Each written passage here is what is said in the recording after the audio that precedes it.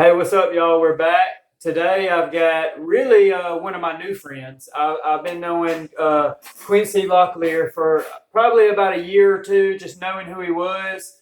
Y'all know he owns Skin Traditions, and I interviewed Mo, and this is actually like Mo's boss. So he owns the shop, and just we got to know each other actually, not even through tattoos or anything, but it was actually through reptiles, through snakes, because he's got snakes, he's got reptiles, and he just loves animals the same way I do. So that's we actually got to know each other a little bit like that. But I knew this man had a story that will help somebody, and don't know who it's for, but I know that if he'll just share a little bit of a story, I know he's got a testimony that's going to impact somebody's life. And so I wanted to introduce y'all to another one of my friends, Quincey. So if you just want to tell us a little bit about how you got to Phoenix City, or how your life started out. Where you at now? How I got to Phoenix City? Well, my mom and dad split up when I was real young, and I'm originally from North Carolina, and she left North Carolina in 1979. So that's how I ended up down in the South. Right. So what happened? Y'all moved down here? What, she split from your dad? You moved down here? We moved down here, and this is home. I did move away for a while. I ended up going to West Virginia for about 11 years with an ex-wife, and then we divorced. We divorced like 5 years after I moved up there. So I still stayed up there for a while, and then I remarried, moved to Ohio. I stayed there for a year. I did not like Ohio. It's just it's not the place or the people. It's actually the living standards. You don't. Jobs are really, really hard to find and so far apart. The last job I had up there, I literally drove 2 hours one way to the job. Good Lord. Tattooing. I would, first time I worked for the guy, I was driving back and forth, but that beat me up pretty good. Right. And then I just went up there and I actually slept on a mattress in his computer room. The guy that I worked for. Running tattoos. Right. And so I would go up there on Thursday and I would come home on Saturday night or Sunday morning. I did that for the year that I was in Ohio. And then a guy that is like a dad to me, his name is Curtis Scott.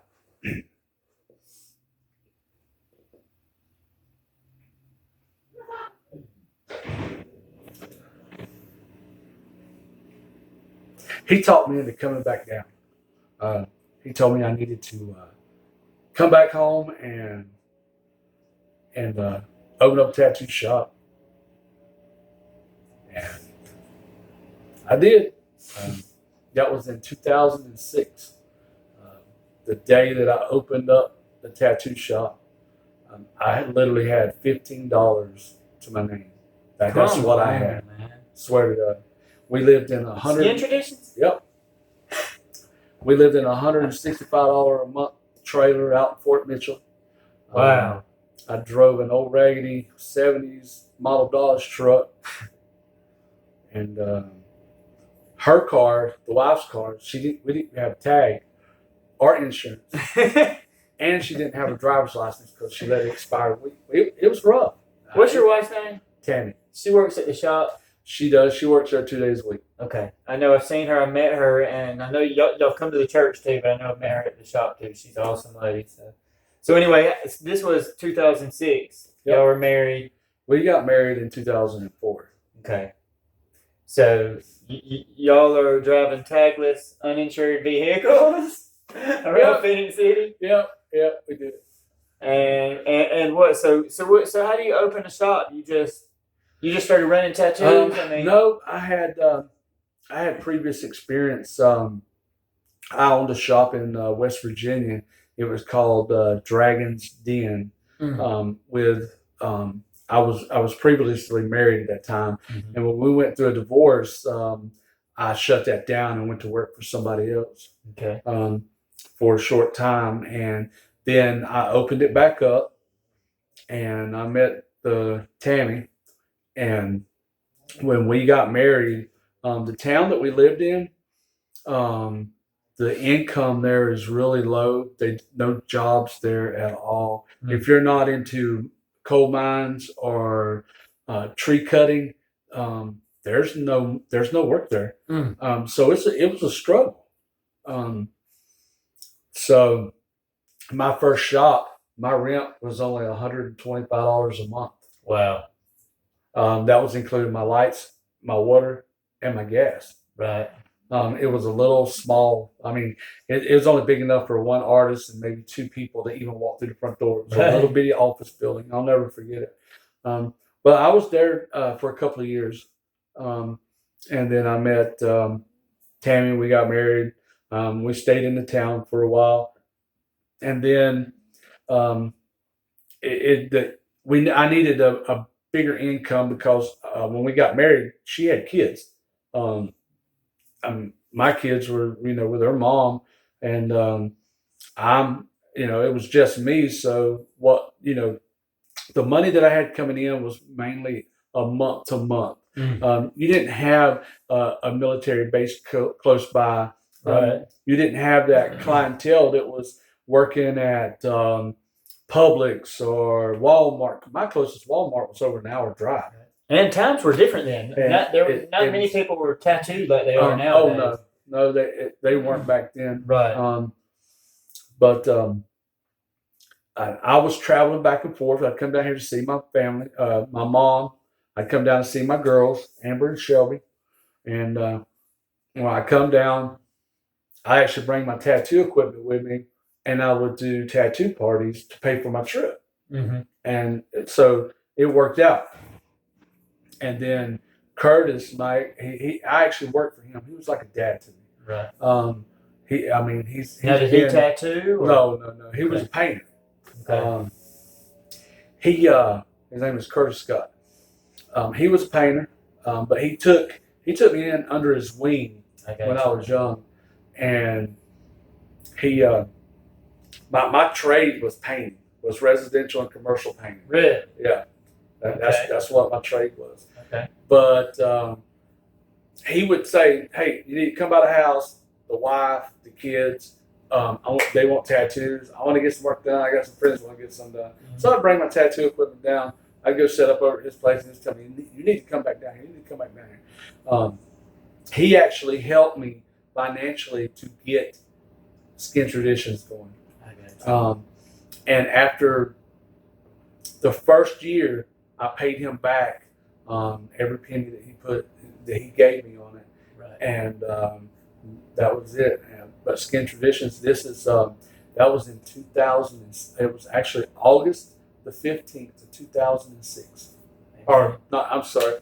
I moved back down here August the 6th of 2006 and opened up Skin Traditions in October the 15th of 2006. So just looking at your life, man, it's like how many people strive to do what you have done. I mean, it has got to be rewarding, because you were that starving artist who literally, had nothing and just doing tattoos where you could to make money, and then to come from that and to actually do what you love, and then to own the shop, with some fire artists and stuff in there too. I mean, Skin Traditions is not just your normal tattoo shop. I mean, no, not.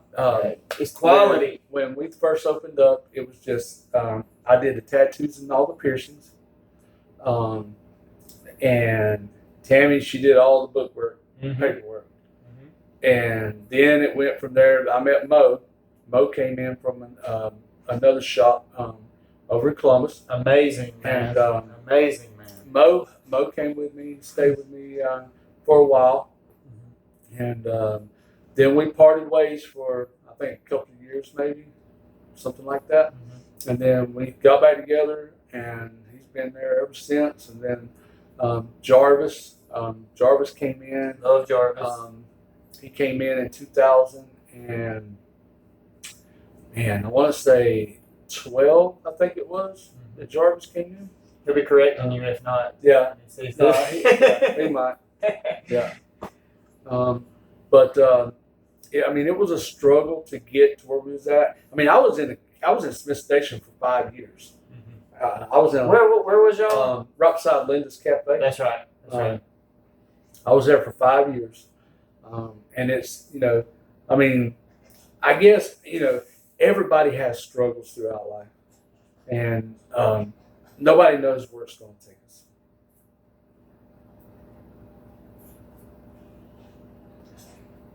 It's either going to be a good place or a bad place, but it's going to be rocky. It's going to, at some point in time, it's got to just level out to where you're comfortable. And then when you're comfortable, then that's when you start looking and you're like, you know what? I mean, I came from nothing. I literally came from nothing. Right. There was one moment in my life, one time, I was working with a company on the road, and this guy, it was all expenses paid. It was BS the whole time. I ate peanut butter and jelly sandwiches for breakfast, for lunch, and for dinner. And then on Saturdays, he would take us to Shoney's for breakfast. The third week, I said a complaint about it. He put me out on the side of the road in the mountains and tossed my bag out, left me on the side of the road at a flea market. It was called Uncle Bill's Antique Mall and Flea Market in Cherokee, North Carolina. Well, my family had no money. My mom was an alcoholic at that time. And she was a violent alcoholic. My sisters, one was drunk, the other one was a drug addict. Right. I had nobody to call to bail me out. So I was homeless. That's a rock bottom right there, buddy. I was rock bottom. I slept underneath a table.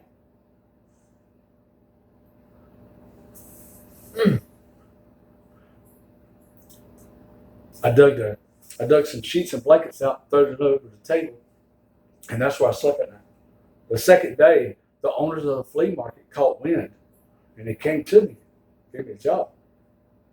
Weed eating and picking up trash. Paid $5.50 an hour. They had a garbage truck. The top was cut off of it. It was just an old raggedy old truck. I had the keys to it. Go anywhere I want to go with it. Raggedy old truck.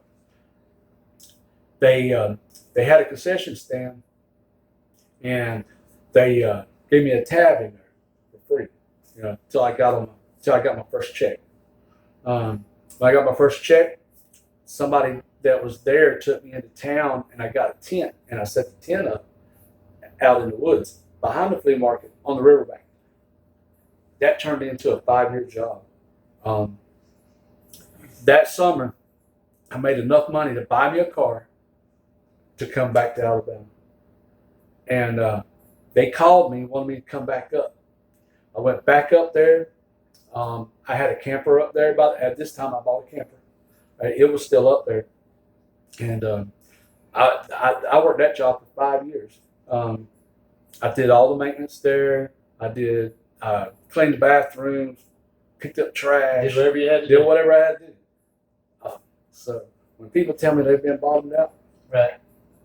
And so young kids that come into the shop and meet you, and it looks like Quincey's just got it all together, and it looks like he's got it made. It really does, because I mean, this is what people want to make it to, that love art and that love tattooing and stuff like that. But this man came from the bottom. He came all the way. He has worked his way up to this. So that's a word for somebody. I mean, it doesn't just get handed to you a lot of times. Sometimes it does, but in your case, it definitely has not been handed to you. No, it's been a struggle. And you still struggle, I'm sure, just like I do. Oh yeah, I mean, I think everybody has struggles. Yes, sir. I was the only one in my family that was blessed without an addiction. My addiction was tattooing myself up, right? Or projects, junk, cars, motors, right? That's where I get my everything from. But Never dealt with addiction. nope, never dealt with addiction. Never had that urge. Even as a kid, I drank and went to the bars and stuff when I was in my 20s, but it was one of those things that I never acquired the taste for it. Right. I've tried, some stuff before when I was younger, never acquired no taste for it. Right. I've smoked weed before. I can't handle weed. Right. I can't smoke it. Right. Well, I saw you got got a major green thumb, and so you got hydroponic systems going everywhere. So Yeah. first thing I ask Quincy is, "Hey, bro, I know you're growing that good. He's like, no. He's like, no, I don't do that. I've had several Everybody people, probably. and I was like, where did you come up with that concept? It's hydro you grow. Hydroponic. So I did not know this at Right. that time that was the way some of the systems work. But To grow marijuana or whatever. Yeah. But yeah, tell them about And, that. Like they got some of the stuff you do. they, well, I like gardening, and it's hard to find good produce in a supermarket. It is. You might get it good today, but tomorrow it's going to be crappy. So every year I grow a garden. Sometimes I do good at it, and a lot of times I fail at it. So I started doing a research on some hydroponics system, aquaponic systems, aeroponic systems, Dutch bucket systems, cracking methods, and it's just using. The dude's genius, man. In other words, It's just a combination of liquid nutrients that are designed for this type of food, and a water system with aerators or pumps. no soil. No soil. No soil. No soil. I've actually got right now. I've got tomato plants that are about this tall. I see them. Y'all check out his Facebook if you haven't seen it. It's something amazing. He does his own videos on there too. So yeah, check I him started learning all this stuff from YouTube. Everything I've ever learned, I learned it from YouTube. YouTube. I swear to God. The first motorcycle I ever built the motor on, YouTube. Right. First timing chain I ever did in something, YouTube. The aquaponic stuff, gardening. I just Googled gardening one day, and with aquaponics, you can actually grow way faster than you can in dirt.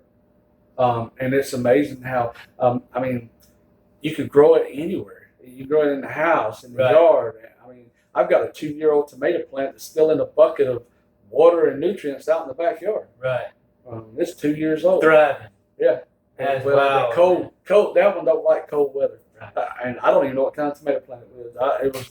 It was just one that I bought one time, and the ducks. I had a bunch of ducks, and I thought they killed it, but I saw a little green nub sticking out of it. I said, you know what? I'm gonna try this little cracky bucket method. Mm-hmm. I put it in there, and the joker got big.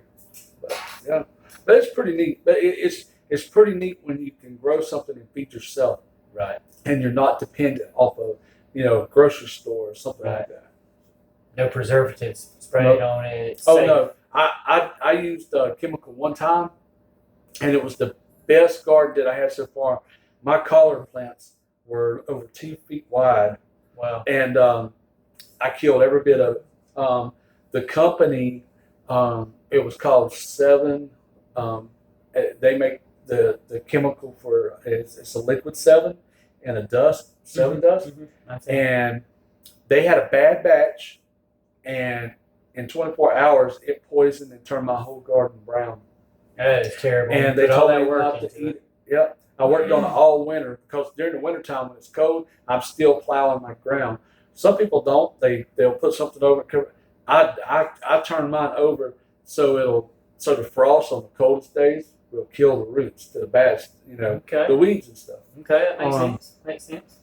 So I keep the garden tilled up really good. And then the only thing I've ever put in there, I put some fertilizer in it, 1010 in the ground, and I'll till it up one time, and that's it. But I used that 7 liquid one time, and it burnt the whole garden up, killed everything. Well, so yeah, he does that. He does gardening. He does all kind of stuff. I tell you what, if I'm you a got a tinkerer. snake, yeah, he does that. If you got a snake that you're scared of and you need it removed, you can call me or Quincy. That's one thing you can do, and we will come get the snake. You don't have to kill it. You do not have to kill the snake. We'll come remove it, venomous or not. We'll come remove it, get it away from everything, and that's something else. You know, if you need, but if you need any art, if you need any tattoo work or piercings, skin traditions, I always plug that shop. That's our hometown shop. We love it. We encourage you to go down there and just meet them. Go meet the artists and talk to them, build a relationship with them, and schedule a time to go down there and get some work done if that's what you want. They're awesome. They're clean. And then hit Quincey up on Facebook. He's an awesome dude. If there's some more stuff y'all want him to do some videos on here about, let me know. We'll go look at his gardens and stuff out there, and he can kind of show us that. But anything y'all want from him, let us know. If he can help you, if he can minister to you in any way, or if you can us in any way, please reach out to us. We love y'all, and I'll see you tomorrow. Bye. Peace.